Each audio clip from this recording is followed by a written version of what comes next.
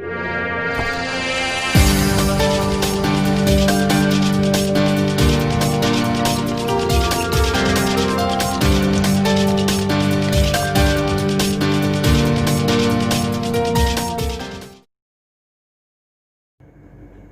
Friends, అందరికీ నమస్కారం. నేను మీ శ్రీనాథ్ రెడ్డి మిట్టపల్లి. ఇవాళ తారీఖు వచ్చి సెప్టెంబర్ 27, 2020 సంవత్సరం. ఇవాళ ముఖ్యాంశాలకు వచ్చినట్టయితే కనుక, కువైట్లో ఈ ప్రభుత్వ రంగ సంస్థల్లో పనిచేసినటువంటి వాళ్ళు ఎవరైతే ఉంటారంటే బయట దేశాలకు సంబంధించిన వాళ్ళు ఎవరైతే ఉంటారో అలాంటి వాళ్ళు ఈ లాక్డౌన్కు ముందు ఎవరైతే వాళ్ళ సొంత దేశాలకు వెళ్ళి మళ్ళీ తిరిగి రాలేక ఉండిపోవడం జరిగిందో, అందులో ఈ 34 దేశాల్లో ముఖ్యంగా ఎవరైతే ఉన్నారో వాళ్ళు మళ్ళీ కువైట్కి రావడానికైతే కనుక ఈ చార్టర్డ్ ఫ్లైట్స్ ద్వారా డైరెక్ట్గా రావడానికైతే కనుక మాకు అభ్యంతరం లేదని చెప్పేసి ప్రభుత్వం చెప్తుంది. అయితే వాళ్ళు వచ్చేటప్పుడు ఆ ఫ్లైట్స్కి అయితే కనుక డీజీసీఏ నుంచి అప్రూవల్ తీసుకోవాలి, అలాగే ఇక్కడికి వచ్చిన తర్వాత క్వారంటైన్లో ఉండాలి. సో ఆ విధంగా అయితే కనుక రావడానికి మాకు అభ్యంతరం లేదని చెప్పేసి కువైట్ ప్రభుత్వం అయితే కనుక చెప్పింది. కాబట్టి గవర్నమెంట్ సంస్థల్లో పనిచేస్తున్నటువంటి ఎంప్లాయీస్ ఎవరైనా సరే ఈ 34 దేశాల్లో కనుక ఉన్నట్టయితే వాళ్ళు రావడానికైతే కనుక ప్రస్తుతానికి గవర్నమెంట్ అయితే కనుక ఓకే చెప్పింది. సో దానికి ఇంకా ఫ్యూచర్లో వాళ్ళు ఏ విధంగా రావాలి, ఏ విధంగా అప్లై చేసుకోవాలి అనే దాని గురించి అయితే కనుక గవర్నమెంట్ త్వరలోనే దాని గురించి ఒక పూర్తి వివరాలు అయితే కనుక చెప్పేటువంటి అవకాశం ఉంది. కువైట్కి సంబంధించి ఒక ఎంపీ మాట్లాడుతూ, కువైట్లోని ప్రభుత్వ రంగంలో ఉన్నటువంటి ఐటీ డిపార్ట్మెంట్లో అంటే ఇన్ఫర్మేషన్ టెక్నాలజీ డిపార్ట్మెంట్లో పనిచేస్తున్నటువంటి ఎంప్లాయీస్ ఎవరైతే ఉంటారో వాళ్ళందరినీ అయితే కనుక కువైట్కి సంబంధించిన పౌరులతోనే నింపాలని చెప్పేసి ఆయన చెప్పడం జరిగింది. ఎందుకంటే ఇప్పుడు ప్రస్తుతానికి కొంతమంది అయితే కనుక బయట దేశాలకు సంబంధించిన వాళ్ళు పనిచేస్తున్నారు. సో ఇలాగ బయట దేశాలకు సంబంధించిన వాళ్ళకి ఈ ఐటీ డిపార్ట్మెంట్లో జాబులు ఇవ్వడం వల్ల దేశానికి సంబంధించినటువంటి అత్యంత సున్నితమైనటువంటి కొన్ని విషయాలు ఉంటాయి. అందులో ఈ దేశానికి సంబంధించినటువంటి సైనిక వ్యవస్థకు సంబంధించింది కావచ్చు, అలాగే పౌరులకు సంబంధించింది కావచ్చు, అలాగే ఇంకా ఏదైనా సీక్రెట్ ఏదైనా విషయాలు ఉంటాయి అందులో ఇన్ఫర్మేషన్ టెక్నాలజీలో. సో అలాంటి విషయాలు కనుక దేశం నుంచి బయటకు వెళ్ళడానికి ఏదైనా అవకాశాలు ఉండొచ్చు బయట దేశస్తులను ఇక్కడ ఎంప్లాయీస్గా పెట్టుకుంటే. కాబట్టి అలాంటి వాళ్ళని కాకుండా పూర్తి శాతం మొత్తం అయితే కనుక మన కువైట్కి సంబంధించిన పౌరులతోని ఐటీ డిపార్ట్మెంట్లో జాబులు అయితే కనుక ఉండాలని చెప్పేసి ఆయన కోరడం జరిగింది. కువైట్ మరియు సౌదీకి మధ్యలో ఉన్నటువంటి బార్డర్ ఏదైతే ఉందో నవైసీ బార్డర్, ఇక్కడైతే కనుక ప్రస్తుతానికి బయట దేశాల నుంచి కువైట్కి వచ్చే వాళ్ళ సంఖ్య ఎక్కువ అవుతుంది. ప్రతిరోజు సుమారుగా 1000కి పైగా వెహికల్స్ అయితే కనుక కువైట్కి వస్తున్నాయి. ఇందులో వచ్చే వాళ్ళకి అక్కడ బార్డర్లో అయితే కనుక కరోనా టెస్టులు చేస్తున్నారు. ఆ టెస్టులు చేసి వాళ్ళకి రిపోర్ట్ వచ్చేదానికి అయితే చాలా టైం పడుతుంది. అందులో అక్కడ కొద్దిగా స్టాఫ్ తక్కువగా ఉండడం వల్ల ప్రస్తుతానికి అయితే కనుక అక్కడ ట్రాఫిక్ అనేది చాలా ఎక్కువగా పెరిగిపోవడం జరిగింది. దీంతో గవర్నమెంట్ కూడా అక్కడ కొద్దిగా స్టాఫ్ని పెంచడానికి కూడా ఆలోచిస్తుంది. కువైట్ ప్రభుత్వం గడిచిన ఒక 86 రోజుల్లో అంటే జూన్ 30 నుంచి ఈ సెప్టెంబర్ 24 తారీఖు లోపల అయితే కనుక సుమారుగా ఒక 10,482 మంది కువైట్ పౌరులకి గవర్నమెంట్ ఉద్యోగాలు అటువంటిది ఇవ్వడం జరిగింది. సో వీళ్ళందరికీ ఏంటంటే ఈ యూనివర్సిటీ డిగ్రీ కలిగిన వాళ్ళు ఉన్నారు, అలాగే ఇంటర్ చదివిన వాళ్ళు ఉన్నారు, డిప్లొమా చదివిన వాళ్ళు, అలాగే హై స్కూల్ చదివిన వాళ్ళు, ఇలాంటి వాళ్ళు అయితే కనుక చాలామంది ఉన్నారు. అందులో ఎక్కువగా యూనివర్సిటీ డిగ్రీ కలిగిన వాళ్ళే ఉన్నారు, ఒక 6,000 మందికి పైగా. సో ప్రస్తుతానికైతే కనుక కువైట్లో ఈ ప్రవాసీలను తగ్గించి ఆ ప్లేసుల్లో ఈ కువైట్కి సంబంధించిన పౌరులు అయితే కనుక భర్తీ చేయడానికి చూస్తుంది కదా. అందులో భాగంగానే ఇప్పటికైతే కనుక 86 రోజుల్లోనే ఈ 10,000కు పైగా పోస్టులు అయితే కనుక కువైట్ వాళ్ళకి ఇవ్వడం జరిగింది. కువైట్లోని ఒక ఎలక్ట్రానిక్ షోరూంలో మొబైల్స్ దొంగతనం అవడంతో వాళ్ళు అయితే కనుక పోలీసు వాళ్ళకి కంప్లైంట్ ఇచ్చారు. పోలీసు వాళ్ళు వచ్చి అక్కడ నుండి వీడియో క్లిప్లు చూడడం ద్వారా ఒక వ్యక్తి ఆ మొబైల్ని దొంగతనం చేసినట్టు వాళ్ళు గుర్తించడం జరిగింది. దాని ద్వారా అతన్ని అయితే అరెస్ట్ చేశారు. అరెస్ట్ చేసిన తర్వాత విచారణలో తేలింది ఏంటంటే అతను ఈ ఒక దొంగతనమే కాకుండా మొత్తం మీద ఒక 20 దొంగతనాలు అయితే కనుక అతను చేస్తున్నట్టు ఒప్పుకోవడం జరిగింది. సో ఇతను ఎలా దొంగతనాలు చేస్తున్నారంటే ఈ షోరూంలో మొబైల్స్ మనకి డిస్ప్లే కింద ఇస్తారు కదా. సో ఆ డిస్ప్లే మొబైల్స్ ఏవైతే ఉంటాయో వాటికి ఒక వైర్ ఉంటుంది, అటాచ్ చేసి ఉంటారు, ఎప్పుడు ఛార్జింగ్ అవుతుంటుంది వాటికి. అలాగే ఎవరు తీసుకొని వెళ్ళకుండా కేబుల్ అయితే దానికి అటాచ్ చేసి ఉంటారు. ఇతను ఏం చేస్తున్నాడంటే ఒక చిన్న కత్తిరి తీసుకెళ్ళి ఆ వైర్ని కట్ చేసి ఆ మొబైల్స్ అనేటువంటివి తీసుకెళ్ళిపోవడం జరుగుతుంది. సో ఇతను అరెస్ట్ చేసిన తర్వాత ఇతని దగ్గర కత్తిర అలాగే మొబైల్స్ అన్ని స్వాధీనం చేసుకున్నారు. ఇతను ఇవి కాకుండా ఇంకా దొంగతనాలు చేసిండారా, ఇతనితో పాటు ఇంకెవరన్నా ఉండారా అనే దాని గురించి అయితే ప్రస్తుతానికి పోలీసు వాళ్ళు విచారిస్తున్నారు. ఫింటాస్ ఏరియాలో మన భారతదేశానికి సంబంధించిన ఒక వ్యక్తి ఒక కారులో కూర్చొని ఉండగా కొంతమంది యువకులు వచ్చి కువైట్కి సంబంధించిన కొంతమంది యువకులు వచ్చి అతన్ని ఆ కారులో ఎక్కమని చెప్పి అడగడం జరిగింది. దాంతో ఇతను నిరాకరించారు.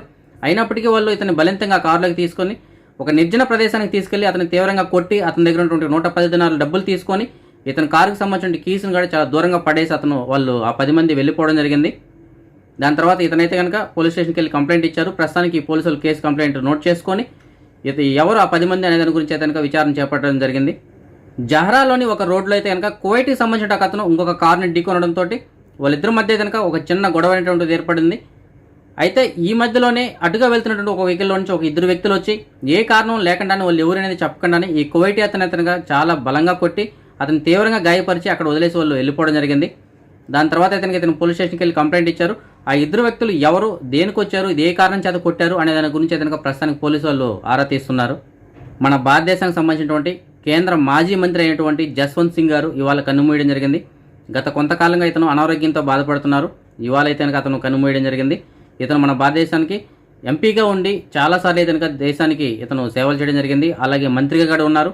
ఇతను రక్షణ శాఖ మంత్రిగా ఉన్నప్పుడు అయితే కనుక దేశానికి అమూల్యమైనటువంటి సేవలు అందించడం జరిగింది.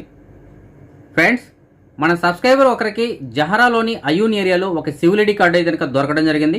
ఆ సివిల్ ఐడి కార్డు పైన పేరు వచ్చి విజయబాబు నల్లి అని చెప్పేసి ఉంది. సో విజయబాబు నల్లి అనేటువంటి అతను మీకు ఎవరికైనా తెలిసినట్టయితే కనుక అతను కొద్దిగా ఇన్ఫర్మేషన్ ఇవ్వండి. అతనికి సంబంధించిన సివిల్ ఐడి కార్డు అయితే కనుక మీకు డిస్ప్లేలో ఒక నెంబర్ ఉంది కదా, ఆ నెంబర్ గల వ్యక్తి దగ్గర ఉంది. సో ఆ నెంబర్కి కాల్ చేసి వెళ్ళి కలెక్ట్ చేసుకోమని చెప్పండి, ఓకేనా. ఇంకొక సబ్స్క్రైబర్ మనకి మెసేజ్ పెట్టడం జరిగింది. ఒక హోండాయ్ కార్ అయితే కనుక సేల్కుందని చెప్తున్నారు. ఆ కారుకి సంబంధించిన మోడల్ అవి డిస్ప్లేలో అయితే కనుక మీకు కనిపిస్తున్నాయి చూడండి. సో ఆ కార్ అయితే కనుక సేల్కుంది. సో అది కొనాలనే ఉద్దేశం ఎవరికైనా ఉన్నట్టయితే కనుక మీకు డిస్ప్లేలో ఒక నెంబర్ ఉంది కదా, ఆ నెంబర్కి కాల్ చేసి పూర్తి కనుక్కొని వెళ్ళి కొనుక్కోగలరు. ఫ్రెండ్స్, మన సబ్స్క్రైబర్స్ అయితే కనుక చాలామంది ఈ జాబ్ వేకెన్సీస్ గురించి అడుగుతున్నారు. దానికి స్పందించి చాలామంది అయితే కనుక ఎక్కడ జాబ్ ఉన్నా సరే మనకి ఇన్ఫర్మేషన్ ఇస్తున్నారు. అది కామెంట్స్ రూపంలో కావచ్చు, నాకు కూడా మెసేజ్లు పెడుతున్నారు. అలాగే ఎవరైతే జాబ్ కావాలనుకుంటున్నారో వాళ్ళు దయచేసి వీడియో చూడండి. అలాగే కింద ఉన్నటువంటి కామెంట్స్ కూడా చదవండి. అందులో మీకు కావాల్సిన జాబ్ కూడా దొరికేటువంటి అవకాశం ఉంది. ఫ్రెండ్స్, ఇంకొక విషయం ఏంటంటే నేను ఈ వీడియో పెట్టిన తర్వాత నేను 9కి అంటే రాత్రి 9 గంటలకు అప్లోడ్ చేస్తాను. మ్యాక్సిమం 9:30, 10 లోపు ట్రై చేయండి ఫ్రెండ్స్. అప్పటికే మీకు జాబ్ దొరికేటువంటి అవకాశం అంటే ఏదైతే నేను నెంబర్లు ఇస్తానో వాటిలో మీకు దొరికేటువంటి అవకాశం ఉంటుంది.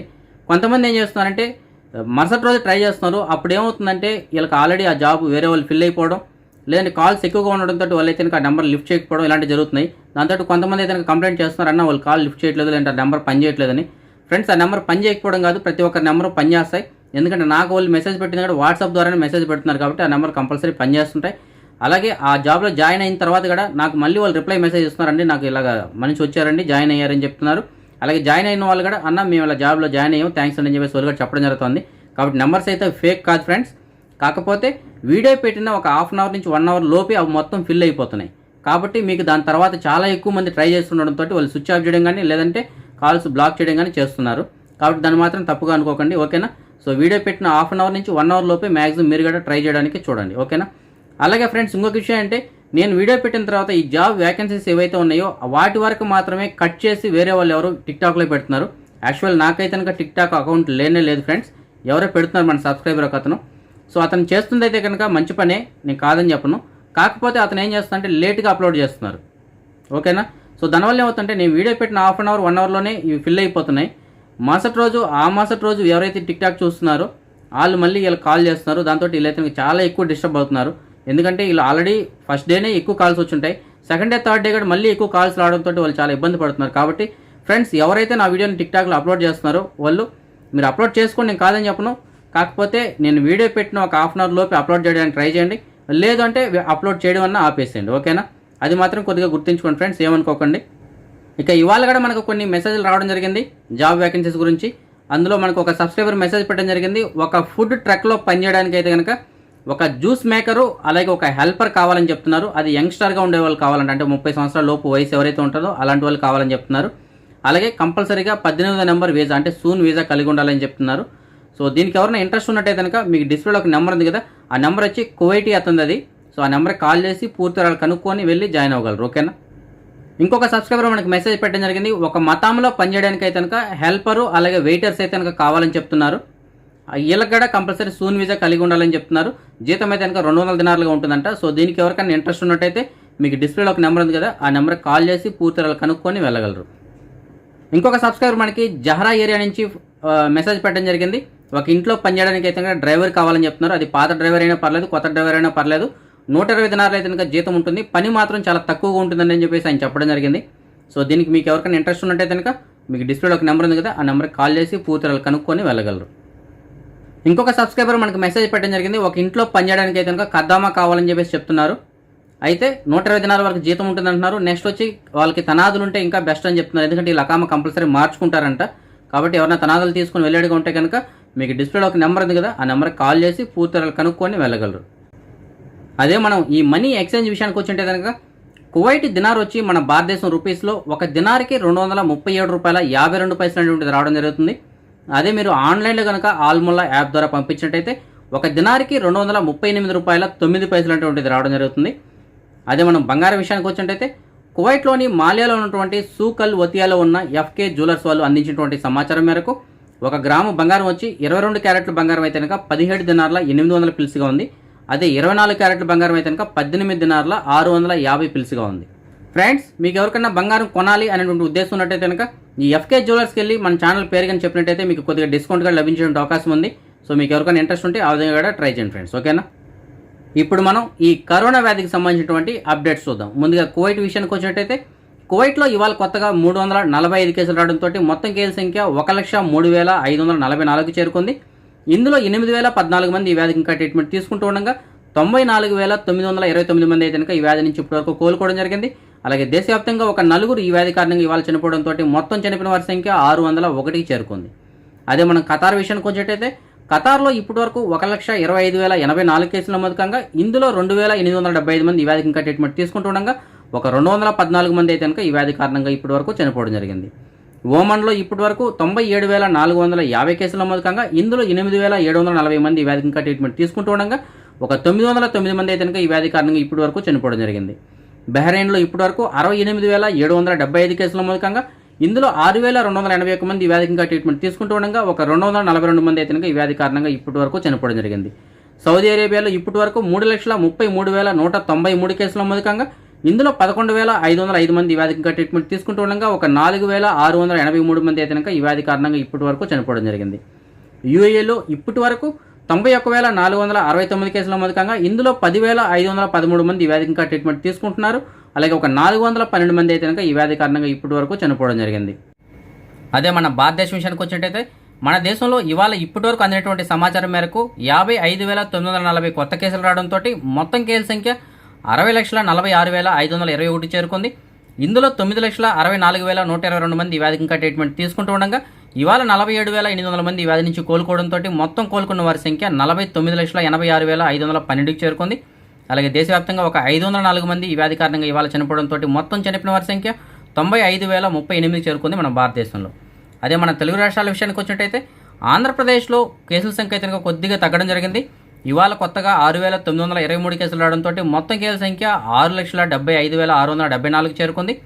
ఇందులో 64,876 మంది ఈ వ్యాధికి ఇంకా ట్రీట్మెంట్ తీసుకుంటుండగా 6,05,090 మంది అయితే కనుక ఈ వ్యాధి నుంచి ఇప్పటివరకు కోలుకోవడం జరిగింది. అలాగే రాష్ట్ర వ్యాప్తంగా ఒక 45 మంది ఇవాళ ఈ వ్యాధి కారణంగా చనిపోవడంతో మొత్తం చనిపోయిన వారి సంఖ్య 5,708కి చేరుకుంది. అదే మనం ఆంధ్రప్రదేశ్లో ఇవాళ నమోదైనటువంటి కేసులు జిల్లాల వారీగా మనం చూసుకున్నట్టయితే తూర్పుగోదావరిలో 1,006 కేసుల నమోదు కాగా 4 చనిపోవడం జరిగింది. పశ్చిమ గోదావరిలో 929 కేసుల నమోదు కాగా 4 చనిపోవడం జరిగింది. చిత్తూరులో 577 కేసుల నమోదు కాగా 2 చనిపోవడం జరిగింది. అనంతపురంలో 480 కేసుల నమోదు కాగా 3 చనిపోవడం జరిగింది. కర్నూలులో 229 కేసుల నమోదు కాగా 3 చనిపోవడం జరిగింది. గుంటూరులో 535 కేసుల నమోదు కాగా 5 చనిపోవడం జరిగింది. నెల్లూరులో 506 కేసుల నమోదు కాగా 3 చనిపోవడం జరిగింది. విశాఖపట్నంలో 318 కేసుల నమోదు కాగా 3 చనిపోవడం జరిగింది. ప్రకాశంలో 659 కేసుల నమోదు కాగా 8 మంది చనిపోవడం జరిగింది. కడపలో 472 కేసుల నమోదు కాగా 3 చనిపోవడం జరిగింది. శ్రీకాకుళంలో 503 కేసుల నమోదు కాగా, విజయనగరంలో 376 కేసుల నమోదు కాగా 1 చనిపోవడం జరిగింది. కృష్ణాలో 333 కేసుల నమోదు కాగా 6 చనిపోవడం జరిగింది. అదే మనం తెలంగాణ విషయానికి వచ్చినట్టయితే తెలంగాణలో ఇవాళ కొత్తగా 1,967 కేసులు రావడంతో మొత్తం కేసుల సంఖ్య 1,85,833 చేరుకుంది. ఇందులో 30,234 మంది ఈ వ్యాధికి ట్రీట్మెంట్ తీసుకుంటూ ఉండగా ఇప్పటి వరకు 1,54,499 మంది అయితే ఈ వ్యాధి నుంచి కోలుకోవడం జరిగింది. అలాగే రాష్ట్ర వ్యాప్తంగా ఒక 9 మంది ఇవాళ ఈ వ్యాధి కారణంగా చనిపోవడంతో మొత్తం చనిపోయిన వారి సంఖ్య 1,100కు చేరుకుంది. అదే మనం ప్రపంచవ్యాప్తంగా చూసుకున్నట్టయితే కనుక ప్రపంచవ్యాప్తంగా ఇప్పటి వరకు 3,31,75,000 కేసులు నమోదు కాగా ఇందులో 2,45,00,000 మంది అయితే కనుక ఇప్పటివరకు ఈ వ్యాధి నుంచి కోలుకోవడం జరిగింది. అలాగే ఒక 10 లక్షల మంది అయితే కనుక ఈ వ్యాధి కారణంగా ఇప్పటివరకు చనిపోవడం జరిగింది. అదే మనం నిన్నటి విషయానికి వచ్చినట్టయితే కనుక ప్రపంచం మొత్తం మీద 2,94,000 కేసులు నమోదు కాగా అందులో అమెరికాలో వచ్చి 43,000 కేసులు, బ్రెజిల్లో 25,000 కేసులు, మన భారతదేశంలో అయితే కనుక 89,000 కేసులు నమోదవడం జరిగింది. ఇవాళ మన సబ్స్క్రైబర్స్ యొక్క కొంతమంది పిల్లలు పుట్టినరోజు జరుపుకుంటున్నారు. అందులో వినీతశ్రీ ఇవాళ పుట్టినరోజు జరుపుకుంటుంది. అలాగే హమీద్ ఇవాళ 11వ సంవత్సరం పుట్టినరోజు జరుపుకోవడం జరుగుతుంది. అలాగే కొప్పుల బన్నీ కూడా ఇవాళ పుట్టినరోజు జరుపుకుంటున్నారు. అలాగే షేక్ ఆరిఫ్ కూడా ఇవాళ పుట్టినరోజు జరుపుకోవడం జరుగుతుంది. అలాగే షేక్ ఖతీజా ఇవాళ 1వ సంవత్సరం పుట్టినరోజు. సో వీళ్ళందరికీ నా తరపున అలాగే మన ఛానల్ సబ్స్క్రైబర్స్ అందరి తరపున పుట్టినరోజు శుభాకాంక్షలు. వీళ్ళు కాకుండా ఇంకా ఎవరైనా మన సబ్స్క్రైబర్స్ యొక్క పిల్లలు పుట్టినరోజు జరుపుకుంటుంటే వాళ్ళందరికీ కూడా నా తరపున పుట్టినరోజు శుభాకాంక్షలు. ఓకే ఫ్రెండ్స్, ఇది ఇప్పటివరకు ఉన్న అప్డేట్స్ అయితే కనుక ఫ్రెండ్స్, మీరు కనుక ఇంతవరకు నా ఛానల్ని సబ్స్క్రైబ్ చేసుకోకుండా ఉంటే సబ్స్క్రైబ్ చేసుకోండి. అలాగే మన తెలుగు ఫ్రెండ్స్ ఎవరైనా తెలియని వాళ్ళు ఉంటే వాళ్ళకి నా వీడియోని ఫార్వర్డ్ చేసి నా ఛానల్ని సబ్స్క్రైబ్ చేసుకోమని చెప్పండి ఫ్రెండ్స్. ఓకేనా? రేపు రాత్రి 9 గంటలకు వచ్చే వీడియోలో మరిన్ని అప్డేట్స్తో కలుసుకుందాం. అంతవరకు సెలవు. జై హింద్.